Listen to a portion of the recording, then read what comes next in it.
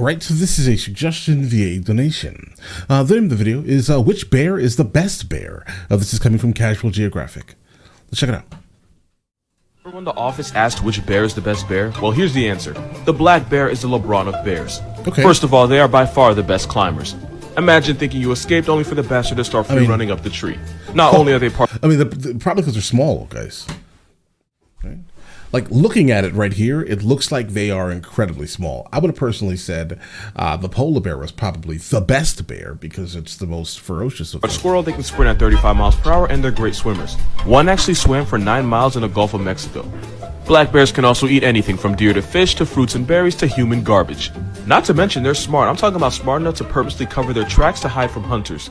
They'll also actively hide in bushes and wait for the hunters to pass by them. At about 600 pounds, black bears are strong enough to shoot the face of any human, but also smart enough to not even try it.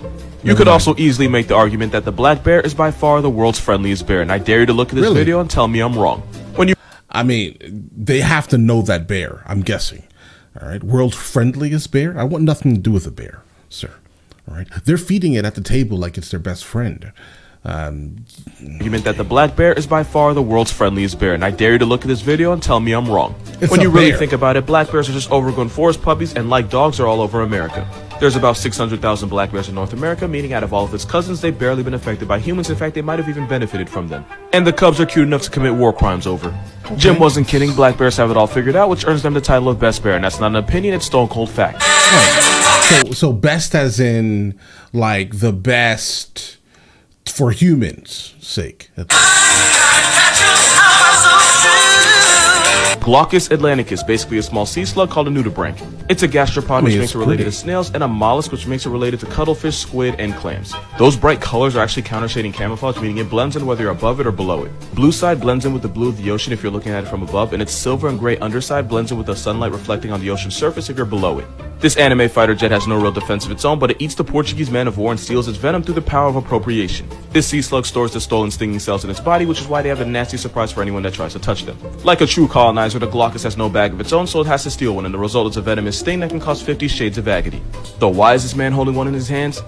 Not a rhetorical question, I'm as confused as you are. Because the Glaucus Atlanticus concentrates its venom, it's actually more painful and more dangerous than the man of war. The Glaucus is also hermaphrodite, meaning they can both pitch and catch, and to avoid getting stung by their mate, they have a penis that can be as long as their body to allow them to get it on from a respectful distance. The more you know. Someone on Instagram DM'd me and said I couldn't possibly ruin squirrels, and they swore on my hat.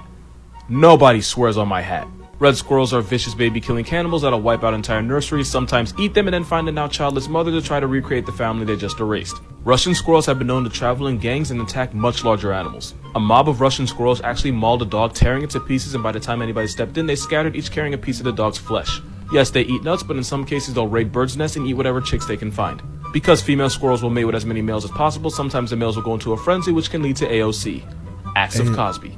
Sometimes they'll gang her, with each male getting a turn. Fun fact, if you follow a squirrel around for a day, you'll either witness it become or create a victim. Also, guys, there's squirrels like all over my backyard in America, like all over my backyard. And I've never seen them do anything heinous. I guess I've also never really paid attention to. No, I see them. I pay attention to them. I don't want them near me, right? Because they have rabies, allegedly, based off of the Christmas Vacation. Right? I suspect they probably have something I don't want in my body. Squirrels are responsible for more obituaries than you think. They can unintentionally kill entire families because 20% of fires in the US are caused by these acorn jockeys chewing on electrical wires. Squirrels cause millions of dollars in damage a year just by being themselves. They're a bushy-tailed baby-faced antichrist that somehow escaped persecution thanks to pretty privilege. Somebody said I couldn't ruin ferrets, so I'm gonna make it your problem. Of course. This is what a hairless ferret looks like as a result of adrenal disease. Here's another naked ferret, but this time it looks like something that might just get me banned. Ferrets often fall into dead sleep, and since they can knock out for 18 hours, sometimes they get buried alive by owners that don't know any better because they really do look dead. Okay, guys, I have a confession to make here, right? I bought my son a hamster. It was like a Syrian hamster, and I don't know if it was alive or no longer alive. Right? I heard they hibernate, but I also did not want a expired hamster in my house. It didn't move. Listen, I let it sit there for like 3 days. It didn't move. It didn't drink water. It did nothing. It stayed in the. I don't know if it was alive, right? So we just put it outside. All right. And apparently, you know, if it gets too cold in the house or whatever it is, right? This was during winter. It goes into hibernation. So I don't know if it was hibernating, but it also never moved again. And then it disappeared. But I do have osprey flying above my house. So I don't know if one of these birds came and ate it. I don't know if that makes me a terrible pet owner, but I didn't know it was alive or not. That's a confession. Okay? That's the confession. Do with that as you must. If a female ferret doesn't get laid, she can straight up die because when she goes into heat, her body produces estrogen, which causes the bone marrow to stop producing red blood cells. So either she gets clapped by a male or by anemia. The other option isn't great either. Ferrets have a violent mating ritual that involves the male biting her neck and dragging her across the cage like she owes him money, to the point where the female might start screaming. This domestic violence actually stimulates ovulation, so the entire ferret community needs abuse to survive. Which means the female's only options are to get ferret breezied or to die from not mating. The world record for longest time with a ferret in your pants is 5 hours 30 minutes. Why? Okay. Noted. Its Latin name is Mustela Right. Pretorius Furo, which means stinky weasel thief. Makes sense because ferrets will steal the most random objects, hide them, and then become weirdly attached to them. They'll go to war over a gym sock. If I can't somehow make you like opossums by the end of this video, you have permission to unfollow me. Noted. When Let's the babies go. get too big for the mother's pouch, they'll start riding along on her back as she looks for food. They don't play dead, they have severe anxiety, and the intense fear makes them pass out and produce a smell like a corpse. Because of its naturally low body temperature, it's rare for them to get rabies because viruses can't survive long in their bodies. And despite what society thinks, they're actually really clean and spend a lot of time grooming themselves like cats. Possums and opossums are actually two different animals. Opossums are found in North America and possums are in Australia, New Zealand, etc. They're I thought they were just possums, guys. not rats, they're actually marsupials, which makes them related to koalas, wallabies, and quokkas, and they're the only ones that are American. If it wasn't for them, you would probably have Lyme disease because they can eat 5,000 ticks in one season. So next time you see one, say thank you. I mean, I They're also appreciate immune that. to snake venom, which is why they'll shoot fades with rattlesnakes and vipers and win. They're clean and intelligent, which makes them surprisingly good pets, and they'll show affection to their owners by licking their skin and rubbing their heads against them. And before you think that's gross, your dog would eat his own poop and lick your entire face without even taking a breath mint, so Yeah, no, we won't do that. chill out. This is what it looks like when an opossum is on your side, and I defy you to tell me this isn't adorable. These are the top 5 loudest animals in the world. Number 5 is the kakapo, because to find a girl, they'll make a series of loud booming calls that are as loud as a jet engine that can travel across the rainforest of New Zealand. They're neighbors from hell because they'll make it boom for 8 hours a day for 6 months straight. At number 4 is the largest land animal on the planet, the African elephant. Not only So a bird is louder than an can elephant? they serve ear-splitting noise, they can produce a loud rumble that's powerful enough to travel for miles. The frequency is too low for you to hear, but strong enough to make your body vibrate like you're at a deaf concert. At number 3 is the howler monkey, because its call is so loud that you can hear it for 3 miles away in the dense jungle, and if you're near a family, your ears are going to be ringing for the rest of the day. Scientists believe that the loudest monkeys are actually the ones with the smallest equipment, so not only do they overcompensate, I guess humans aren't that different after all. At runner-up is the pistol shrimp, because colonies are so loud and I mean, listen, I suspect that everyone I see on the road with these Hellcats and like Scat Packs and C8 Corvettes, right? I suspect there's probably some, listen, I'm not trying to be disrespectful, right? But there has to be a reason why you're making all of that noise, right? There has to be. You want everyone to see you. Is that it? All right. disruptive that they can actually mess with submarine sonar, and they can disorient any fish that are nearby. And number 1 is a sperm whale, because they might be the only animal that can turn you into a headline without even touching you. They can reach 230 decibels, where only 160 can burst your eardrums. They're so loud they can cause your lungs to explode or cause an embolism in your heart. In my opinion, these are the top 3 most dangerous things Steve Irwin ever did. Coming in at number 3 is whatever the hell this was. Now, for any normal person, this is a death wish, especially me, because I look for my phone that a whilst in my baby hand, in so his there's no hand? doubt I would throw my baby at the crocodile and then go home and try to change the raw chicken's diaper until I realize my mistake. Even though the khaki god is incapable of making mistakes, that's still a crocodile with a 3,700 pound bite force, but somehow it's still the second most dangerous thing in this video. At number 2 is when he got charged by a cassowary. This dinosaur that time left behind is the world's most dangerous bird because they can inflict life-threatening injuries with one kick.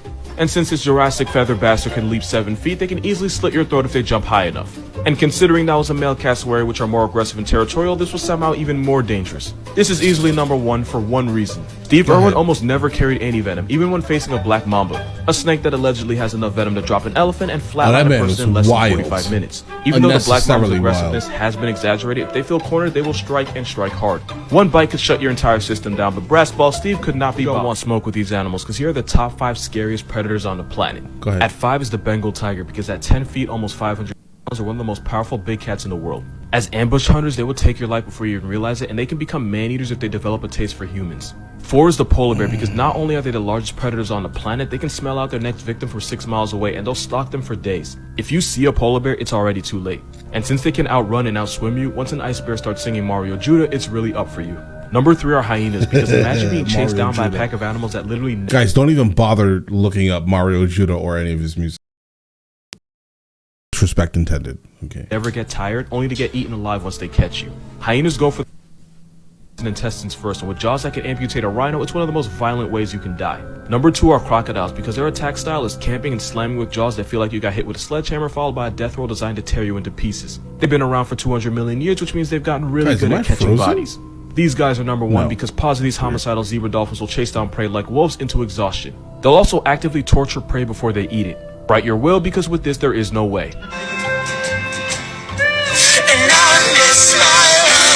A lot of people tagged me in that and wanted me to explain, so meet the cutest serial killer you've ever seen, the stoat.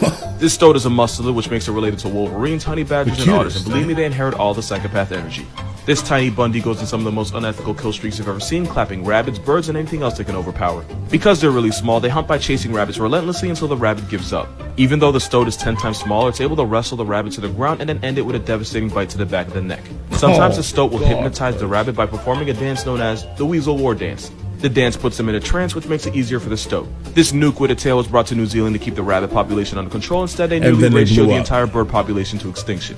And their name actually changes based on the color and season it is. Like this one right here is a stoat, but when it switches to its all-white winter coat, it's known as an ermine. As cute as they are, they're bloodthirsty carnivores that chase animals 10 times their size into exhaustion and then murk them upon arrival. The more you know. There's an Australian animal. Okay, so obviously it's super fast if it's just randomly running up and, you know, removing the neck, let's say, from rabbits. That has the power to save other animals' lives without even knowing it. This is a southern hairy-nosed wombat, and they're one of the most important animals in Australia because by accidentally digging underground pools of water, they actually bail out other animals during droughts. They don't do this on purpose, of course. They dig burrows because that's what wombats do, but they actually save hundreds of animals every year just by being themselves. It's not the only way either. Wombat burrows are often used by smaller animals like the rock wallaby, little penguin, and bettong to hide in during raging bushfires. Because they're such a furry godsend, they're classified as keystone species because in non-scientific terms, the whole hood depends on them. Absolutely. And fun fact, there's an animal in Africa that does the exact same thing. Because aardvarks spend their entire lives burrowing, their abandoned homes are also used by animals to hide in during fires. He doesn't know it, but this little dirt pig actually creates homes for animals like honey badgers, jackals, and mongoose, and African wild dogs and hyenas even use them as a nursery for their babies. No one pig rabbit should have that much power. Animal group names that make me smile. On the inside, I like that. A group of armadillos is animals. called a roll. Okay, no, a group like of sharks those. is known as a shiver. A group of bees is known as a bike. A bike of bees. A group of iguanas is called a mess. I don't know what the naming guy had against them, but we'll call it a personal bias. Yeah, he Multiple obviously rhinos like in one place is scientifically referred to as a crash. A group of aardvarks is an armory. A group of tapirs is called a candle. I don't get it either. I don't a group know of frogs is called an bro. army. 2 bears in one place is called a grinder day gone well. But more than 2 bears in one place is called a sleuth. A sleuth of bears. A group of these hood rabbits is respectfully called a mob. Makes sense because this picture gives That's me unnecessary. Godfather. This kangaroo tracks you down to either make you an offer you can't refuse or to have a moment of your time to talk about the Lord and Savior. Or he just wants to send you to him. A group of koalas is called a cling. Actually, can somebody confirm this? Because I really want this to be true. A group of elephants is called a memory. Nah, there's no way that's real. I just want it too bad. And last and apparently least, an embarrassment of pandas. Guys, yeah, I don't know who named these groups because some of these make no sense, guys. I like the concept, guys. All right, so now based off the title of the video itself, I'm still going to go ahead and tell you instantly, I still think the polar bear is the best bear at being a bear, right? Or that or the grizzly. The grizzly or the panda. Or the polar bear. I would definitely say if... Hold on, guys. No. Nah, it's the polar bear. Forget all that stuff. It's the polar bear. The polar bear is the best at being a bear. Absolutely. Let me know what you guys still think, though, guys. And definitely, these names are ridiculous, guys. Mainly the this one here. That has to be a joke, guys. The this one here, right here. That has to be a joke. I don't believe it. I don't believe it. But it's a joke. Listen, let me know in the comments on the next one of these from him that I should be checking out, and I will get into that as soon as I possibly can. All right, then listen, you guys all have an absolutely amazing day. Enjoy your day thoroughly.